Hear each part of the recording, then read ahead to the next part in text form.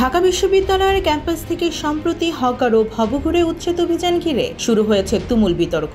বিশ্ববিদ্যালয়ের প্রশাসনের এই পদক্ষেপকে কেন্দ্র করে সামাজিক যোগাযোগ মাধ্যমে চলছে তর্ক বিতর্ক আর পাল্টাপাল্টি মতামত।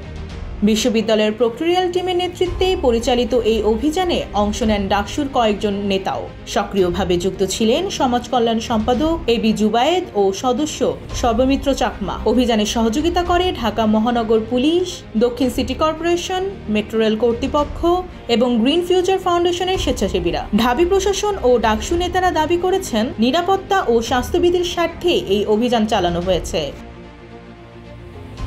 তবে সামাজিক মাধ্যমে চলছে উল্টো আলোচনা। কেউ বলছেন বিশ্ববিদ্যালয়কে হকার মুক্ত রাখা দরকার, আবার কেউ বলছেন মানবিক সমাধান ছাড়া এমন উচ্ছেদ অমানবিক। 10 বছরের যাত্রা তো কেবলই শুরু। একসাথে গ্রো করার এই জার্নি চলুক আগামীতেও। পাঠাও 10 years of growing with you।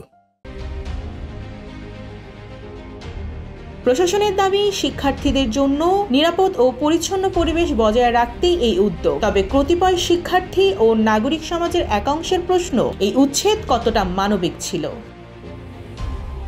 ফেসবুকে কেউ লিখছেন ঢাবির উন্মুক্ত জায়গা সবার, আবার কেউ মন্তব্য করছেন অরাজকতা রুখতেই প্রশাসনের এমন পদক্ষেপ প্রয়োজন। বিশ্ববিদ্যালয় সূত্র জানায় উচ্ছেদের সময় কেউ আহত হয়নি, তবে কিছু ভবঘুরে ও পথশিশুকে সরে যেতে বলা হয়। মানবাধিকার কর্মীরা বলছেন বিকল্প পুনর্বাসনের ব্যবস্থা ছাড়া এমন অভিযান নৈতিক প্রশ্নের জন্ম দেয়। ঢাকা বিশ্ববিদ্যালয়ের এই উচ্ছেদ বিতর্ক এখন ফেসবুক থেকে শুরু করে ক্যাম্পাস জুড়ে আলোচনার কেন্দ্রে। প্রশাসনের পরবর্তী সিদ্ধান্তের দিকে তাকিয়ে আছে সবাই। এটা কি মানবিকতার প্রশ্ন নাকি নিয়মের প্রয়োগ? ডেস্ক রিপোর্ট, জয় জয় দিন।